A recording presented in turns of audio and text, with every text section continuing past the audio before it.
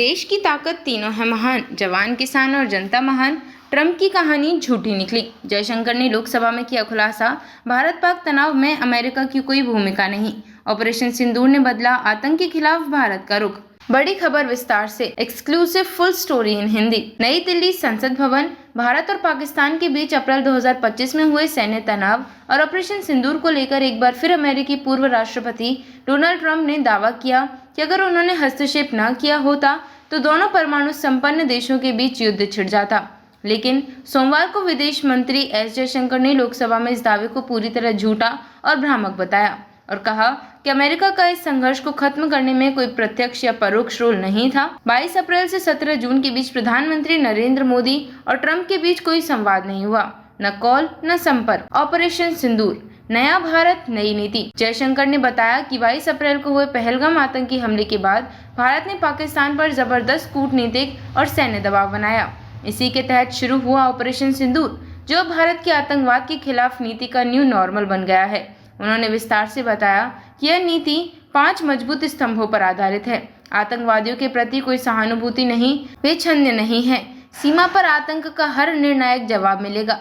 बातचीत और आतंक साथ नहीं चल सकते, सिर्फ आतंक पर बात होगी। परमाणु ब्लैकमेल की कोई जगह नहीं। खून और पानी अब साथ नहीं बहेंगे। ट्रंप के दावे की सच्चाई उजागर। डोनाल्ड ट्रंप ने स्कॉटलैंड में एक प्रेस मीट में दावा किया, अगर मैंने व्यापार समझौते रोकने की धमकी नहीं दी होती तो भारत पाक युद्ध शुरू हो चुका होता। लेकिन जयशंकर ने इन दावों को न सिर्फ खारिज किया, अगर मैंने व्यापार समझौते रोकने की धमकी नहीं दी होती तो भारत पाक युद्ध शुरू हो चुका होता। लेकिन जयशंकर ने इन दावों को न सिर्फ खारिज किया बल्कि यह भी कहा कि भारत ने स्पष्ट किया था कि किसी भी देश की मध्यस्थता की जरूरत नहीं है। भारत ने अमेरिका और अन्य देशों को दो टूक कह दिया था, हम आतंकवाद के खिलाफ अपने बचाव का अधिकार ले रहे हैं और इसमें कोई बिचौलिया नहीं होगा। भारत ने दिखाया कूटनीतिक दम। जयशंकर ने यह भी बताया कि भारत के प्रभावी कूटनीतिक प्रयासों के चलते ही अमेरिका ने पाकिस्तान समर्थित आतंकी संगठन टीआरएफ को आधिकारिक रूप से अंतर्राष्ट्रीय आतंकी संगठन घोषित किया। टीआरएफ ने पहलगाम हमले की जिम्मेदारी ली थी। एकजुट भारत की आवाज संसद में। विदेश मंत्री ने लोकसभा में कहा, अगर हम आतंकवाद के खिलाफ सफल होना चाहते हैं तो पूरे देश को एक आवाज में बोलना होगा। विपक्ष और सत्ता सबको एकजुट होना होगा। उन्होंने संसद में अपील की कि जिस तरह भारत के संसदीय प्रतिनिधिमंडलों ने विदेशों में एकजुट रुख दिखाया, वैसे ही एकता संसद में भी दिखनी चाहिए। विशेष विश्लेषण। ट्रंप की बेतुकी बयानबाजी बनाम भारत की मजबूत राजनीति। डोनाल्ड ट्रंप के दावे न तो समय सीमा से मेल खाते हैं, न ही तथ्यों से। भारत ने पाकिस्तान को न केवल कूटनीतिक रूप से घेरा बल्कि हर मंच पर आतंक के खिलाफ अपना पक्ष मजबूती से रखा।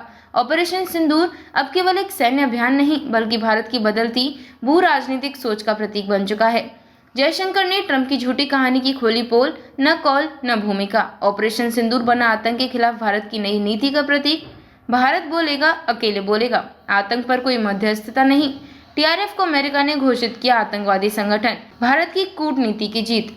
जयशंकर का सख्त संदेश, खून और पानी अब एक साथ नहीं बहेंगे। देखते रहिए changing future TV. Like, share और सब्सक्राइब करना ना भूलें देश, दुनिया और भविष्य की सबसे बड़ी खबरों के लिए।